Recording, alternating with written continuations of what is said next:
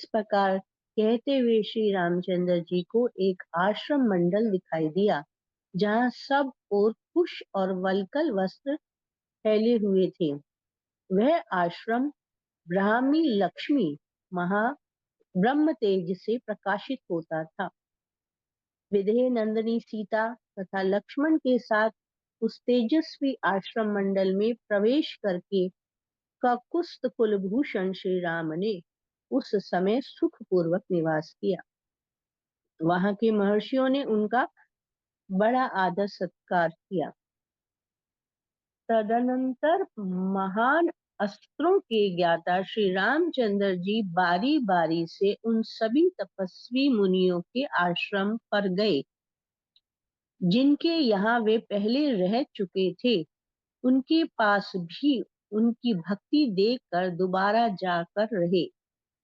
कहीं 10 महीने, कहीं साल भर, कहीं 4 महीने, कहीं 5 या 6 महीने, कहीं इससे भी अधिक समय अर्थात 7 महीने, कहीं उससे भी अधिक 8 महीने, कहीं आधे मास अधिक अर्थात 8.5 महीने, कहीं 3 महीने और 8 और 3 अर्थात 11 महीने तक श्री रामचंद्र जी ने सुखपूर्वक निवास किया।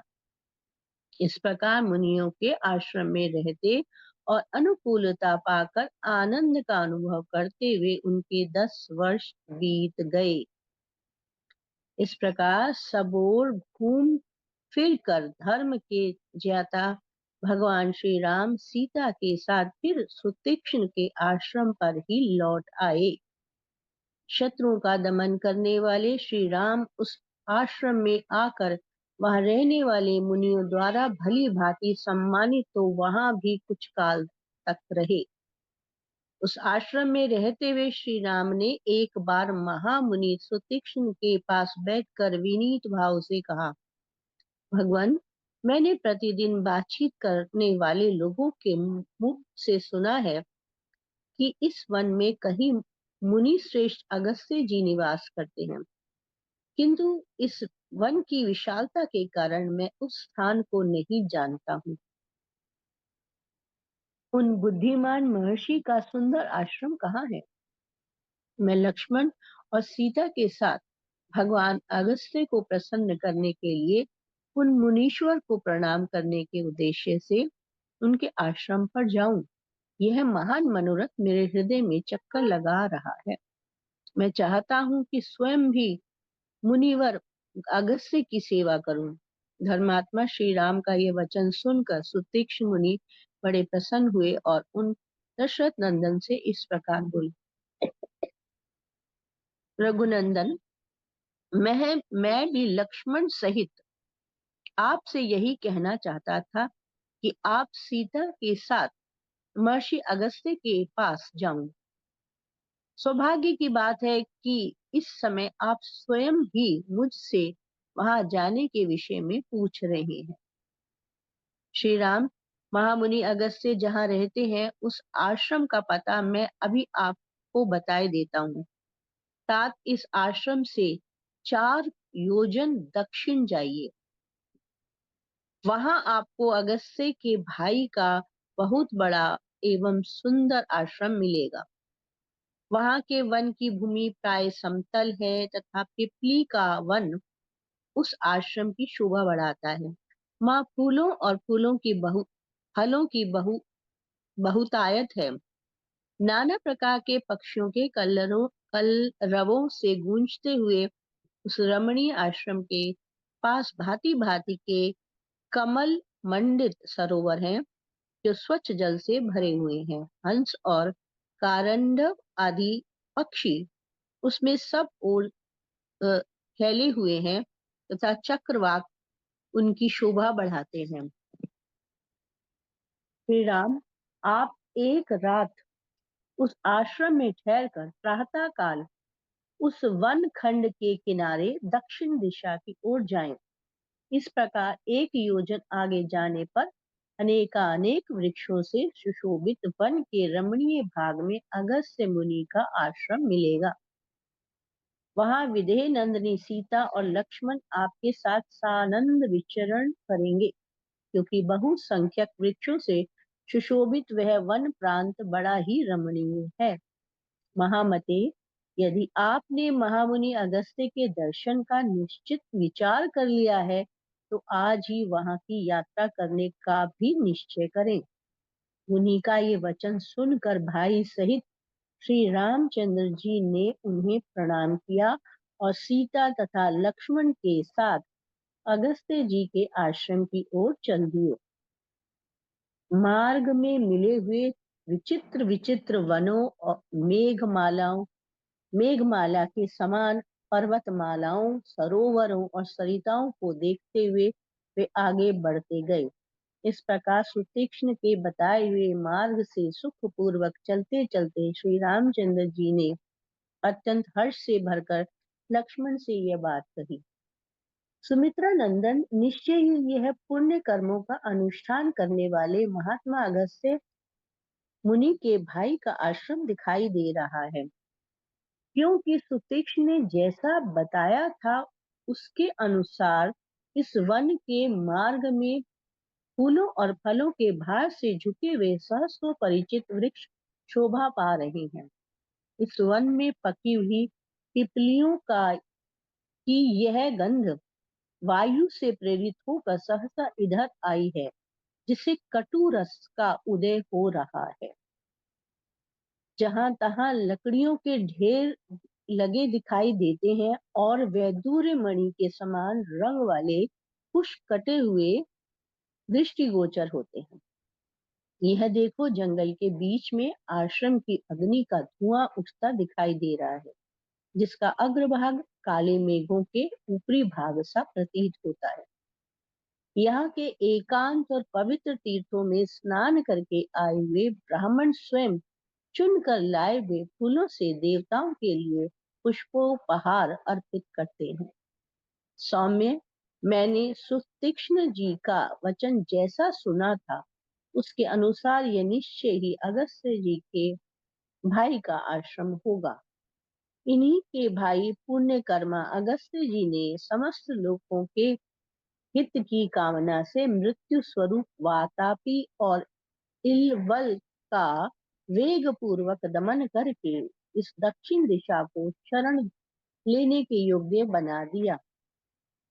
एक समय की बात है, यहाँ क्रूर स्वभाव वाले वातापी और इलवल ये दोनों भाई एक साथ रहते थे। ये दोनों महान असुर ब्राह्मणों की हत्या करने वाले थे। निर्दयी इलवल ब्राह्मण का रूप धारण करके संस्कृत बोलता हुआ जाता और श्राद्ध के लिए ब्राह्मणों को आमंत्रण दे आता था।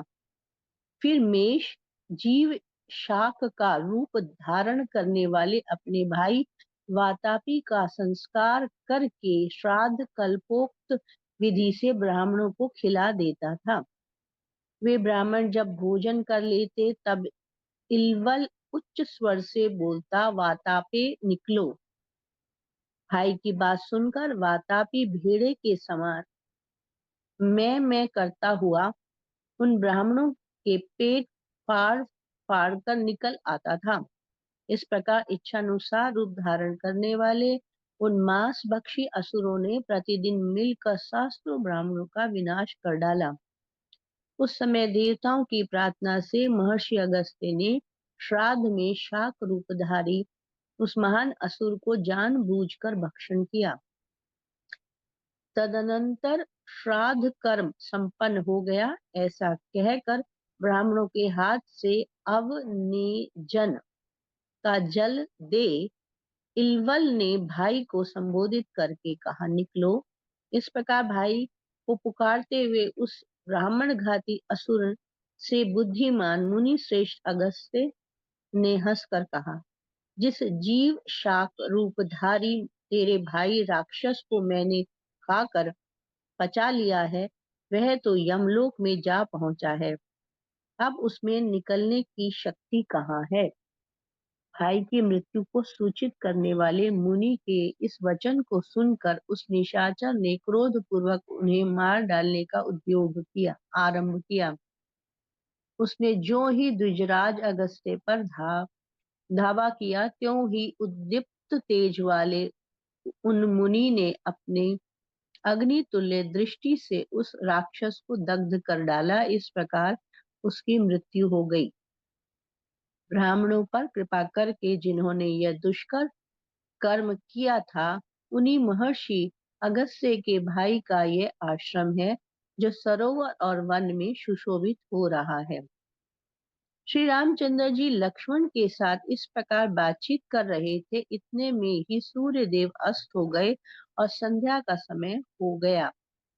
तब भाई के साथ विधि पूर्वक साय संध्योपासन करके श्री राम ने आश्रम में प्रवेश किया और उन महर्षियों के चरणों में मस्तक झुकाया। मुनि ने उनका यथावत आदर सत्कार किया। सीता और लक्ष्मण सहित श्री राम वहां फल मूल खाकर एक रात उस आश्रम में रहे। फिर रात बीतने पर जब सूर्योदय हुआ, तब श्री रामचंद्र जी ने अगस्त्य के भाई से विदा मांगते हुए कहा, भगवान, मैं आपके चरणों में प्रणाम करता हूँ। यहाँ रात भर बड़े सुख से रहा हूँ। अब आपके बड़े भाई मुनिवर अगस्त्य के दर्शन के लिए जाऊंगा। इसके लिए आपसे आज्ञा चाहता हूँ। तब महर्षि ने कहा, बहुत अच्छा, जाइए। इस प्रकार महर्षि से आज्ञा पाकर भगवान श्री राम सुतीक्ष्ण के बताए हुए मार्ग से वन की शोभा देखते हुए आगे चले। श्री राम ने वहां मार्ग में निवार जल कदम्ब, कटहल, साखू, अशोक, तिनीश, चिरिबिल्ब, महुआ, बेल, तेंदू और तथा और भी सैकड़ों जंगली वृक्ष देखे, जो फूलों से भरे हुए थे और खिली हुई लताओं से परिवेष्टित हो बड़ी शोभा पा रहे थे। उनमें से कई वृक्षों को हाथियों ने अपनी सूंडों से तोड़कर मसल डाला था। बहुत से वृक्षों पर बैठे हुए वानर उनकी शोभा बढ़ाते थे। सैकड़ों मतवाले पक्षी उनकी डालियों पर चहक रहे थे। उस समय कमलनयन श्री राम अपने पीछे पीछे आते हुए शोभावर्धक वीर लक्ष्मण से, जो उनके निकट ही थे, इस प्रकार बोले, यहाँ के वृक्षों के पत्ते जैसे सुने गए थे वैसे ही चिकने दिखाई देते हैं। पशु और पक्षी क्षमाशील और शांत हैं। इससे जान पड़ता है कि उन भावी तात्मा शुद्ध अंतःकरण वाले महर्षि अगस्त्य का आश्रम यहाँ से अधिक दूर नहीं है। जो अपने कर्म से ही संसार में अगस्त्य के नाम से विख्यात हुए हैं, उन्हीं का ये आश्रम दिखाई देता है, जो थके मांदे पथिकों की थकावट को दूर करने वाला है। इस आश्रम के वन यज्ञ याग संबंधी अधिक धूमों से व्याप्त हैं। चीर वस्त्रों की पंक्तियां इसकी शोभा बढ़ाती हैं। यहाँ के मृगों के झुंड सदा शांत रहते हैं तथा इस आश्रम में नाना प्रकार के पक्षियों के कलरव गूंजते रहते हैं। जिन पुण्य कर्मा महर्षि अगस्त्य ने समस्त लोगों के हित कामना से मृत्यु स्वरूप राक्षसों का वेग पूर्वक दमन करके इस दक्षिण दिशा को शरण लेने के योग्य बना दिया, और जिनके प्रभाव से राक्षस इस दक्षिण दिशा को केवल दूर से भयभीत होकर देखते हैं, इसका उपभोग भी नहीं करते, उन्हीं का ये आश्रम है। पुण्य कर्मा महर्षि अगस्त्य ने जब से इस दिशा में पदार्पण किया है, तब से यहाँ के निशाचर वैर रहित और शांत हो गए हैं।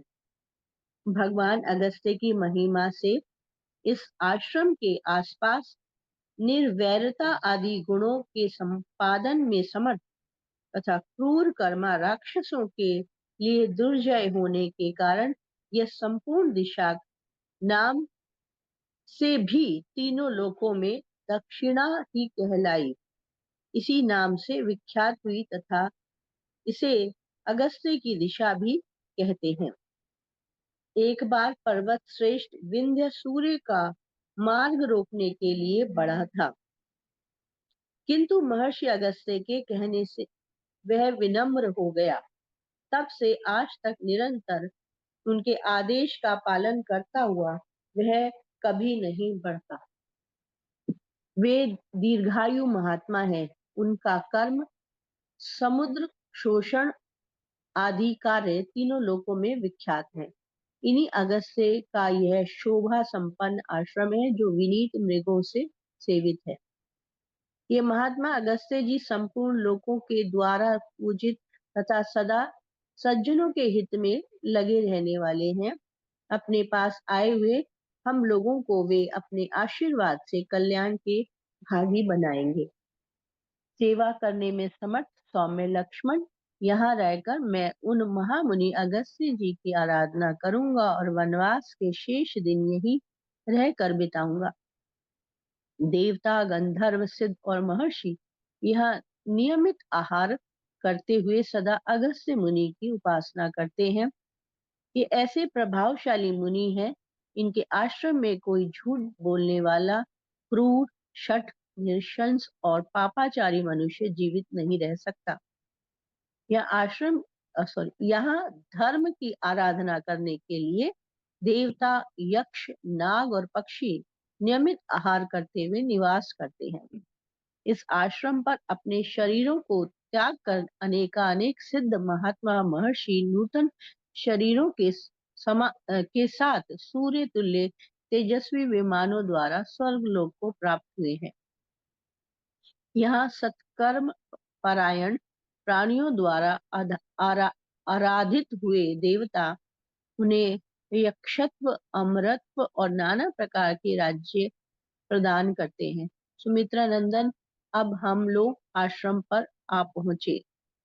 तुम पहले प्रवेश करो और महर्षियों को सीता के साथ मेरे आगमन की सूचना दो। द्वादश सर्ग। श्री राम आदि का अगस्त्य के आश्रम में प्रवेश अतिथि सत्कार और मुनि की ओर से उन्हें दिव्य अस्त्र शस्त्रों की प्राप्ति। श्री रामचंद्र जी के छोटे भाई लक्ष्मण ने आश्रम में प्रवेश करके अगस्त्य जी के शिष्य से भेंट की और उनसे यह बात कही।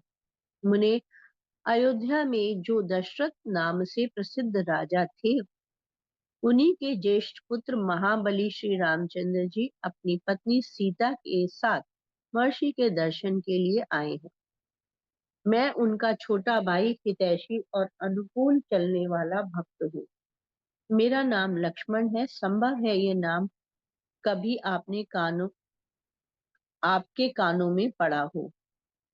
हम सब लोग पिता की आज्ञा से इस अत्यंत भयंकर वन में आए हैं और भगवान अगस्त्य मुनि का दर्शन करना चाहते हैं। आप उनसे यह समाचार निवेदन कीजिए। लक्ष्मण की यह बात सुनकर उन तपोधन ने बहुत अच्छा कहकर महर्षि को समाचार देने के लिए अग्निशाला में प्रवेश किया। अग्निशाला में प्रवेश करके अगस्त्य के उस प्रिय शिष्य ने, जो अपनी तपस्या के प्रभाव से दूसरों के लिए दुर्जय थे, उन मुनि श्रेष्ठ अगस्त्य के पास जा हाथ जोड़कर लक्ष्मण के कथनानुसार उन्हें श्री रामचंद्र जी के आगमन का समाचार शीघ्रता पूर्वक यूं सुनाया। महामुने, राजा दशरथ के ये दो पुत्र श्री राम और लक्ष्मण आश्रम में पधारे हैं। श्री राम अपनी धर्म पत्नी सीता के साथ हैं। ये दोनों शत्रु दमन वीर आपकी सेवा के उद्देश्य से आपका दर्शन करने के लिए आए हैं। अब इस विषय में जो कुछ कहना या करना हो, इसके लिए आप मुझे आज्ञा दें।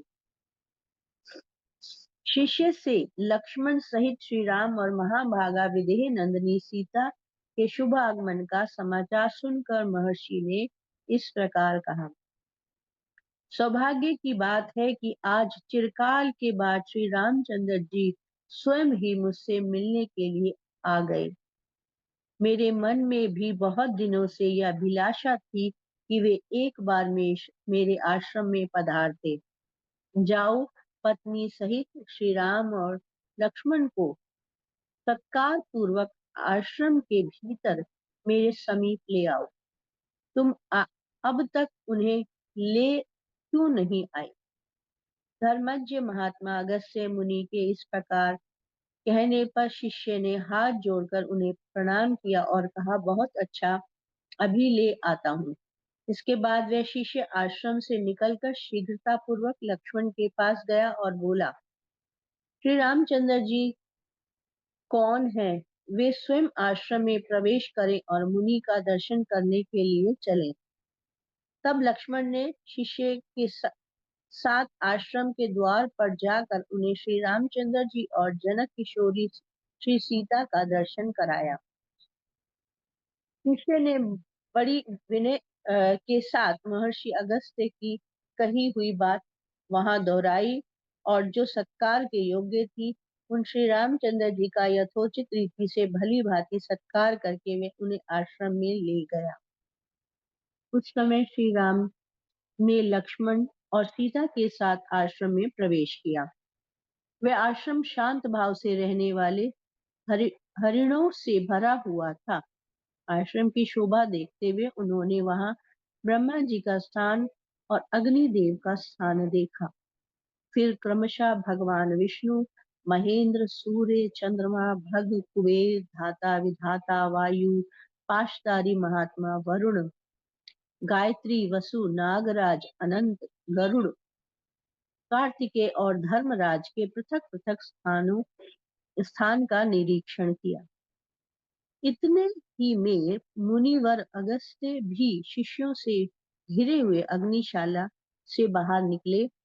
वीर श्री राम ने मुनियों के आगे आगे आते हुए उद्दीप्त तेजस्वी अगस्त्य जी का दर्शन किया और अपनी शोभा का विस्तार करने वाले लक्ष्मण से इस प्रकार कहा, लक्ष्मण, आप अगस्त्य मुनि आश्रम से बाहर निकल रहे हैं।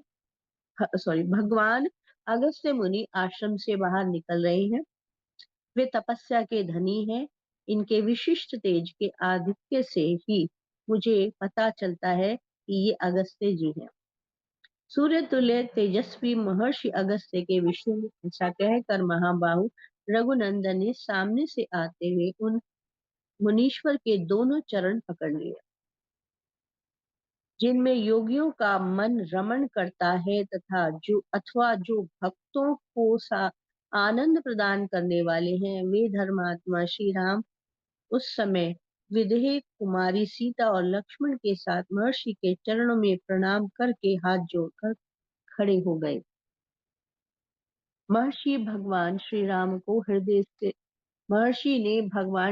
को हृदय से लगाया और आसन और जल, पाद्य और अर्घ्य आदि देकर उनका आतिथ्य सत्कार किया। फिर कुशल समाचार पूछकर उन्हें बैठने को कहा। अगस्त्य जी ने पहले अग्नि में आहुति दी, फिर वानप्रस्थ धर्म के अनुसार अर्घ्य दे अतिथियों का भली भांति पूजन करके उनके लिए भोजन दिया। धर्म के ज्ञाता मुनिवर अगस्त्य जी पहले स्वयं बैठे, फिर धर्मज्ञ श्री रामचंद्र जी हाथ जोड़कर आसन पर विराजमान हुए।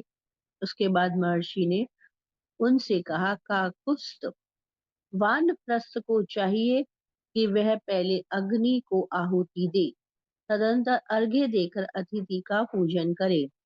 जो तपस्वी इसके विपरीत आचरण करता है, उन्हें झूठी गवाही देने वाले की भांति परलोक में अपने ही शरीर का मांस खाना पड़ता है। आप संपूर्ण लोक के राजा, महारथी और धर्म का आचरण करने वाले हैं तथा मेरे प्रिय अतिथि के रूप में इस आश्रम पर पधारे हैं। अतएव आप लोगों के माननीय एवं अतएव आप हम लोगों के माननीय एवं पूजनीय हैं। ऐसा कहकर महर्षि अगस्त्य ने हल, मूल, फूल और अन्य उपकरणों के से इच्छा अनुसार भगवान श्री राम का पूजन किया। तत्पश्चात अगस्त्य जी उनसे इस प्रकार बोले, पुरुष सिंह, यह महान दिव्य धनुष विश्वकर्मा जी ने बनाया है। इनमें सुवर्ण और हीरे जड़े हैं। ये भगवान विष्णु का दिया हुआ है तथा यह जो सूर्य के समान दैदीप्यमान अमोघ उत्तम बाण है, ब्रह्मा जी का दिया हुआ है। इनके सिवा इंद्र ने ये 2 तरकस दिए हैं, जो तीखे और प्रज्वलित अग्नि के समान तेजस्वी बाणों से सदा भरे रहते हैं, कभी खाली नहीं होते। साथ ही यह तलवार भी है, जिसकी मूठ में सोना जड़ा हुआ है, इसकी म्यान भी सोने की ही बनी हुई है। श्री राम श्री राम पूर्व काल में भगवान विष्णु ने इस धनुष से युद्ध में बड़े बड़े असुरों का संहार करके देवताओं की उद्दीप्त लक्ष्मी को उनके अधिकार से लौटाया था। मानंद, आप यह धनुष, ये दोनों तरकश, ये बाण और ये तलवार राक्षसों पर विजय पाने के लिए ग्रहण कीजिए। ठीक उसी तरह जैसे वज्रधारी इंद्र वज्र ग्रहण करते हैं। ऐसा कहकर महान तेजस्वी अगस्त्य ने वे सभी श्रेष्ठ आयुध श्री रामचंद्र जी को सौंप दिए